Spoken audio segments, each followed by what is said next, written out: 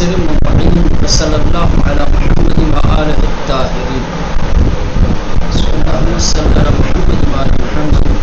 مقدمہ اجتہاد اور تقلید کے سلسلے میں پہلا عقیدہ عقیدتنا فی النظر والمعرفہ، علم و معرفت یا فکر و معرفت کے سلسلے میں ہمارا عقیدہ۔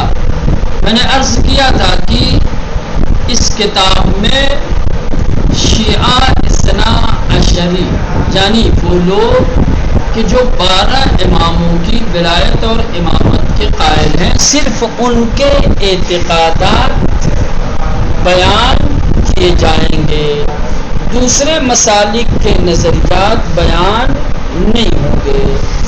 تو عقیدتنا فی النظر والمعرفہ، ہمارا عقیدہ، ہمارا ایمان علم و معرفت کے سلسلے میں کیا ہے؟ فرماتے ہیں نعتقد ان اللہ تعالی لما منحنا قوت التفکیر ووهب لنا العقل امرنا ان نتفکر فی خلقه وننظر بالتأمل في آثار صنعه ونتدبر في حكمته وإتقان تدبيره في آياته في الآفاق وفي أنفسنا۔ قال الله سبحانه تبارك وتعالى سنريهم آياتنا في الآفاق وفي أنفسهم حتى يتبين لهم أنه الحق۔ فرماتے ہیں کہ ہم اس بات پر ایمان اور اعتقاد رکھتے ہیں کہ اللہ نے ہمیں فکر کی طاقت اور قوت دی ہے۔ اللہ نے ہر انسان کے اندر قوت فکر رکھی ہے، تفکر کی صلاحیت اللہ نے ہر ایک کو دی ہے۔ کوئی ایسا نہیں ہے کہ انسان کے اندر فکر کی قوت اور طاقت موجود نہیں ہے، اور اللہ نے عقل عطا کی ہے۔ ہر انسان کے وجود کے اندر اللہ نے عقل رکھی ہے اور فکر کرنے کی صلاحیت اور طاقت دی ہے۔ کس لیے دیا ہے؟ عقل دے کر، قوت تفکیر دے کر۔ اللہ نے اپنے بندوں سے کیا چاہا ہے؟ اللہ نے حکم دیا ہے کہ وہ غور و فکر کرے اللہ کی مخلوق میں اور اس کے مصنوع کے آثار میں۔ آثار لفظ اللہ نے جو کچھ پیدا کیا ہے ان کی خلقت اور ان کے آثار کے بارے میں انسان غور و فکر کرے، تأمل کرے، توجہ دے۔ کیوں بنایا ہے اللہ نے؟ اس سے ہماری کون سی منفعت وابستہ ہے؟ کس طریقے سے اللہ نے یہ ہزاروں قسم کے پیڑ پودے، یہ ہزاروں قسم کی مخلوقات، اب جنگلوں میں چلے جائیے ہزاروں قسم کے جانور، دریاؤں میں چلے جائیے ہزاروں قسم کی مچھلیاں، باغات میں چلے جائیے ہزاروں قسم کے پھلدار درخت ہے نا، کھیتوں میں چلے جائیے ہزاروں قسم کی سبزیاں۔ اللہ نے کیسے خلق کیا ہے؟ ان کے آثار کیا ہیں؟ ان کے فائدے کیا ہیں؟ اس کے سلسلے میں انسان کیا کرے؟ تأمل کرے، غور و فکر کرے۔ انسان جس قدر اللہ کی مخلوقات اور اس کے مصنوع کے آثار کے بارے میں تأمل کرے گا، توجہ کرے گا، غور و فکر کرے گا، کیا ہے؟ انسان کا خدا کے اوپر ایمان مستحکم اور اس لیے امرنا، اللہ نے ہمیں حکم دیا ہے، دستور دیا ہے کس بات کا؟ کہ ان نتفکر فی خلقہ، کہ ہم اس کی مخلوق کے بارے میں غور و فکر کریں، تفکر کریں، سوچیں۔ اللہ نے یہ چیز بنائی، اللہ نے یہ چیز خلق کی، اللہ نے یہ چیز زمین آسمان، ان دونوں کے اوپر، ان دونوں کے درمیان جو کچھ ہے ان کی خلقت میں غور و فکر کیا جائے۔ وننظر بالتأمل، اور توجہ کے ساتھ، تأمل کے ساتھ دیکھا جائے فی آثار صنعہ، اس کی صنعت اور اس کی کاریگری کے آثار کے بارے میں۔ ونتدبر فی حکمتہ، اور اس کی حکمت کے بارے میں تدبر کیا جائے کہ کون سی حکمت کار فرما ہے، کس حکمت کی بنیاد پر اللہ نے یہ چیز بنائی ہے۔ وَإِتْقَانَ تَدْبِيرِهِ فِي آیاتِ، اور اس کی نشانیوں میں اس کی تدبیر کے بارے میں، کون سی حکمت عملی اور کس تدبیر کے ذریعے سے اللہ نے یہ آیتیں خلق کی ہے۔ اب جو اللہ کی آیتیں ہیں، اللہ نے جن چیزوں کو نشانیاں بنایا ہے اپنے وجود تک رسائی کے لیے، اپنے وجود تک اپنے بندے کو رہنمائی کرنے کے لیے، وہ دو طریقے کی ہیں۔ اللہ کی نشانیاں فی الآفاق، عالم ظاہر میں ہیں، دنیا کی تمام چیزیں آیات الہی ہیں، کائنات کا ذرہ ذرہ کیا ہے؟ آیات الہی ہے۔ وفی انفسہم، کچھ آیتیں اللہ نے کیا ہے انسانوں کے وجود کے اندر رکھا۔ خود انسان کا مکمل وجود ایک دنیا ہے، جس طریقے سے عالم ظاہر میں ہر چیز اللہ کی نشانی ہے، ویسے ہی انسان کا وجود ایک عالم ہے، دنیا ہے، سمجھ رہے ہیں؟ اس دنیا میں بھی بہت ساری اللہ کی آیتیں ہیں، یہ بھی بے عین ہی اسی طرح انسان کی خدا کی طرف رہنمائی کرتی ہیں جس طریقے سے یہ ظاہری نشانیاں، سمجھ رہے ہیں؟ تو آیات الہی دو طریقے کے ہیں، ایک آیات آفاقی جس کو آیات خارجی کہا جاتا ہے جو دنیا کے ظواہر ہیں، ایک آیات انفسی، ایک وہ نشانی ہے جو انسان کے وجود کے اندر ہیں۔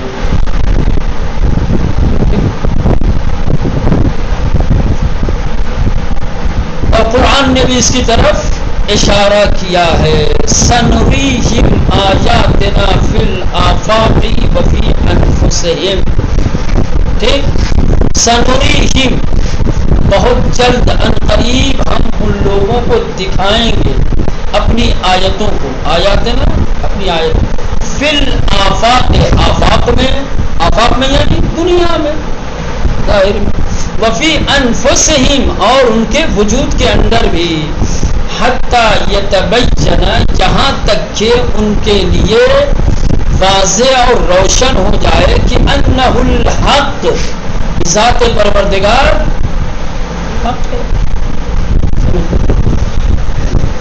تو یہ تمام چیزیں اللہ نے انسان کو غور و فکر کی قوت دی ہے، قوت فکر دیا ہے، عقل دی ہے، اور پھر حکم دیا ہے کہ تم اپنی عقل کو، اپنی فکر کو اللہ کی خلقت کے بارے میں، اللہ نے جو کچھ خلق کیا ہے، پیدا کیا ہے، اور اس کی خلقت کے جو آثار ہیں اس میں غور و فکر کرو، تاکہ ان کے ذریعے سے تمہارے لیے خدا کا حق ہونا واضح اور روشن ہو سکے، ثابت ہو سکے، ٹھیک۔ اور پھر اللہ نے اپنے وجود کی حقانیت تک لوگوں کو پہنچانے کے لیے دو طریقے کی آیتیں خلق کی، ایک آیات آفاق ہیں یعنی دنیا کے عالم ظاہر کی نشانیاں، اور کچھ آیات انفسی انسان، جس طریقے سے انسان ظاہری دنیا کی تمام چیزوں کو دیکھ کر کے، اللہ کی نشانیوں کو دیکھ کر کے خدا کو پہچان سکتا ہے، اس کے وجود کو حق ثابت کر سکتا ہے، ویسے ہی انسان اگر اپنے وجود کے اندر غور کرے تو انسان کے وجود کا ہر حصہ آیت الہی کے طور پر انسان کو خدا کے وجود کی طرف رہنمائی کرے گا۔ فقد ذم المقلدین لآبائہم، اب یہاں تک اللہ نے عقل دی، قوت فکر دی تاکہ اس کو بروئے کار لایا جائے اور اس کے ذریعے سے خدا کے وجود کو سمجھا جائے۔ جو لوگ عقل و تدبر سے کام نہیں لیتے، اپنے آباء و اجداد کی تقلید کرتے ہیں عقیدے میں، قرآن نے ان کی مذمت کی ہے۔ ہر انسان کو چاہیے کہ وہ عقیدے کو دلیل کی بنیاد پر سمجھے، عقل و تدبر کے ذریعے سے منزل یقین تک پہنچے اور پھر اس پر ایمان اور اعتقاد رکھے۔ جو لوگ عقل و تدبر سے کام نہیں لیتے، دین کے بنیادی اصولوں کو دلیلوں کے ذریعے سے جو سمجھنے کی کوشش نہیں کرتے، بلکہ اپنے آباء و اجداد کی راہ و روش کو اختیار کرتے ہیں، ان کی تقلید اور پیروی کے ذریعے سے عقیدے کو قبول کرتے ہیں، قرآن نے ان کی کیا کیا ہے؟ مذمت کی ہے۔ فقد ذم المقلدین لآبائہم، اور اللہ نے مذمت کی ہے کن کی؟ جو اپنے آباء و اجداد کی تقلید کرتے ہیں کہ میرے باپ ایسے کرتے تو خدا کو ایک مانتے تھے، اس لیے میں بھی خدا کو ایک مانتا ہوں۔ جانتے آج عالم سے پوری دنیا میں جو مسلمان ہیں، ان مسلمانوں میں سے 90% ایسے مسلمان ہیں جن کا عقیدہ تقلیدی ہے۔ کتنے لوگ اپنے عقائد کو دلیلوں کے ذریعے سے سمجھ کر کے، کتنے لوگوں نے عقیدہ، ہم تو شیعہ گھر میں پیدا ہوئے، ہم نے دیکھا کہ ماں باپ خدا کو ایک مانتے تھے، ہم لوگ ماننے لگے۔ امامت کا اعتقاد ہم نے دیکھا ماں باپ کے اندر، ہم نے بھی دلیل کے ذریعے سے کبھی سمجھا ہم نے؟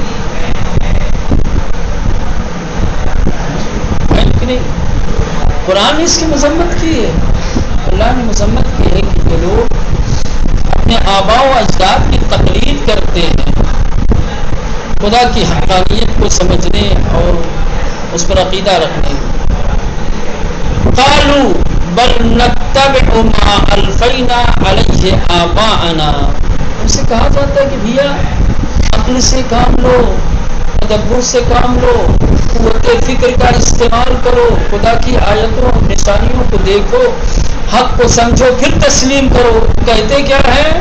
نہ، ہم نے جس راہ و روش پر اپنے آباء و اجداد کو پایا، جس عقیدے پر ہم نے اپنے آباء و اجداد کو دیکھا، ہم نے انہی کا اتباع کر لیا، انہی کی پیروی کر لی۔ اولو کان آباؤہم لا یعلمون شیئا، اگرچہ ان کے آباء و اجداد کچھ نہیں جانتے تھے۔ چلو بھائی، ایک عالم کا لڑکا کہتا ہے کہ میرے باپ نے دلیلوں کے ذریعے سے سمجھا ہے اور پھر انہوں نے مجھے سمجھا دیا ہے، تو ٹھیک ہے، یہ تو اصلاً تقلید نہیں کہلائے گی، اس کو تقلید تھوڑی کہا جائے گا اگر دلیل کے ذریعے سے کسی کو سمجھایا جاتا ہے، ٹھیک ہے۔ آباء و اجداد جاہل تھے، معرفت نہیں تھی، دلیلیں نہیں تھی ان کے پاس ان کے عقائد کی، پھر بھی انہی کے نقش قدم پر ہم چلنے لگے، پھر ہمیں کیا کہنا؟ جیسے وہ نادان تھے ویسے ہی ہم نادان کہلائیں گے، جیسے وہ جاہل کہلائے ویسے ہی ہم بھی۔ یہ جو لفظیں ہیں قرآن کی وہ یہ ہے، اولو کان آباؤہم لا یعلمون شیئا، اگرچہ ان کے آباء و اجداد کچھ بھی نہیں جانتے تھے، تب بھی یہ ان کی تقلید کر رہے، ان کی پیروی کر رہے، ان کا اتباع کر رہے۔ کما ذم من یتبع ظنونہ ورجمہ بالغیب، جس طریقے سے اللہ نے آباء و اجداد کی تقلید کرنے والے اور ان کا اتباع کرنے والے کی مذمت کی ہے، ایسے ہی جو لوگ ظن و گمان کی پیروی کرتے ہیں ان کی بھی مذمت کی۔ عقائد کی دنیا میں ظن و گمان کی کوئی حیثیت نہیں ہے، عقائد کا تعلق یقین سے ہے اور یقین آتا ہے دلائل سے۔ جب تک کسی چیز کی دلیل آپ کے پاس نہیں ہوگی آپ مطمئن نہیں ہوں گے، آپ کو یقین نہیں آئے گا، اور جب تک کہ دین کے بنیادی اصولوں کے سلسلے میں یقین حاصل نہ ہو جائے آپ کا ایمان مستحکم اور مضبوط نہیں ہو سکتا۔ سمجھ رہے ہیں؟ تو ایک طرف اللہ نے آباء و اجداد کا اتباع اتباع کرنے والے کی مذمت کی. دوسری طرف کما ذم، جیسا کہ اللہ نے مذمت کی ہے من یتبع ظنونہ، جو اپنے ظن کی، اپنے گمان کی پیروی کرتا ہے، منزل یقین تک نہیں پہنچا ہوا ہے، حالت تذبذب میں ہے، ظن و گمان کی حالت میں ہے. ورجمہ بالغیب، یا ایسے ہی اندھے میں، یعنی کہتے ہیں خیال بافی. کیا ہے؟ ایک ہوتا ہے خیال بافی، پردے کے پس پردے کی چیزوں کو اندازہ لگانا، اس کو کہتے ہیں رجمن بالغیب. ایسا جیسے یہ کہا جائے، آج پوچھا جائے کہ بھائی اصحاب کہف کتنے تھے، تو اصحاب کہف کی تعداد فرض کر لو بیان نہیں کی گئی، ٹھیک، تو زمانہ صدیوں پہلے گزر گیا. اب تو میرے خیال سے 4، میرے خیال سے 5، جہاں قرآن نے اصحاب کہف کا تذکرہ کیا ہے سورہ کہف میں، جا کر کے دیکھیں گے کہ یہ وہیں سے. اصحاب کہف کے بارے میں پوچھا گیا تو کوئی کہہ رہا ہے 4 تھے، 5واں کتا تھا، کسی نے کہا 5، 6واں کتا تھا، کسی نے کہا 6. اللہ نے کہا یہ سب کیا ہے؟ غیب کی باتوں کے بارے میں، جو چیز ان سے چھپی ہوئی اس کے بارے میں خیال بافی کر رہے ہیں، اپنا خیال پیش کریں، اس کی کوئی حیثیت نہیں ہے. تو ظن و گمان ہو یا غیب کی باتوں کے سلسلے میں خیال بافی ہو، اس کو اس کی مذمت کی گئی ہے. جیسے کہا گیا ان یتبعون الا الظن، کیا یہ لوگ سوائے ظن و گمان کی کسی اور چیز کا اتباع کرتے ہیں؟ یعنی اللہ نے مذمت کی کہ جو لوگ ظن و گمان کی پیروی کرتے ہیں وہ لوگ بھی قابل مذمت ہیں. یہ تمام مطالب کا مطلب یہ ہے، صرف یہ کہتے ہیں اللہ نے جب آپ کو قوت تفکر دی ہے، عقل دیا ہے، تو خدا کو سمجھنے کے لیے اپنی عقل اور اپنی تفکر کو بروئے کار لائیے، اور پھر دلائل کے ذریعے سے منزل یقین تک پہنچیے، اور پھر تسلیم کیجیے. کسی کی پیروی کر کے، کسی کو دیکھ کر کے، کسی کی سن کر کے، یا خود ہی خیال بافی کر کے، یا اپنے وہم و گمان کی بنیاد پر اپنا عقیدہ مت بنائیے. وفی الحقیقہ ان الذین اعتقدوا ان عقولنا هي التي فرضت علینا النظر فی الخلق ومعرفت خالق الکون.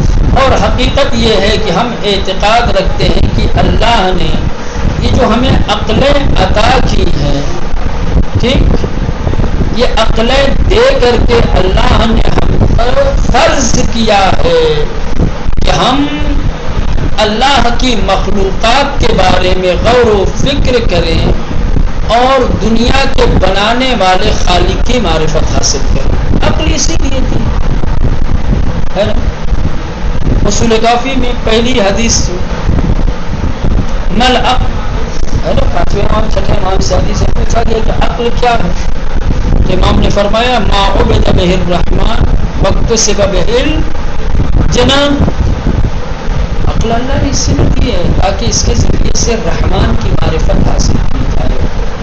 ٹھیک، تو ہمارا اعتقاد، ہم شیعوں کا اعتقاد ہے کہ اللہ نے انسان کو عقل دے کر کے انسان کے اوپر یہ بات فرض کر دی ہے کہ وہ اس کی مخلوقات کے بارے میں تأمل کرے اور فکر کرے اور اس کے خلق کرنے والے کی معرفت حاصل کرے، شناخت حاصل کرے. کما فرضت علینا النظر فی دعوی من یدعی النبوۃ فی معجزہ، بالکل ویسے ہی جیسے اگر کوئی ابھی دعوی نبوت کر دے تو کیا اس کے دعوی نبوت سے ہم فوراً تسلیم کر لیں گے کہ ہم یہ نبی ہے؟ نہ، ہمارے اوپر فرض ہے، لازم ہے کہ ہم دعوی نبوت کے بارے میں تحقیق کریں، غور و فکر کریں، دیکھیں کہ واقعاً یہ اپنے دعوے میں سچا ہے یا سچا نہیں. تو بالکل ایسے ہی جس طریقے سے ہمارے اوپر فرض کیا گیا ہے کہ کہ اگر کوئی دعویٰ نبوت کرتا ہے تو اس کے دعوے کے بارے میں تحقیق کی جائے. اسی طریقے سے اللہ نے ہمارے اوپر فرض کیا ہے کہ دنیا کے بنانے والے کی مخلوقات میں غور و فکر کیا جائے اور اس کے خالق کی معرفت حاصل. بس جس طریقے سے نبوت میں، جس طریقے سے اس بات نبوت میں یا عقیدہ نبوت میں تحقیق ضروری ہے، دلیل ضروری ہے، غور و فکر ضروری ہے، ویسے ہی عقیدہ توحید میں بھی عقل سے کام لینا، تدبر سے کام لینا، دلائل کے ذریعے سے ثابت کرنا لازم ہو.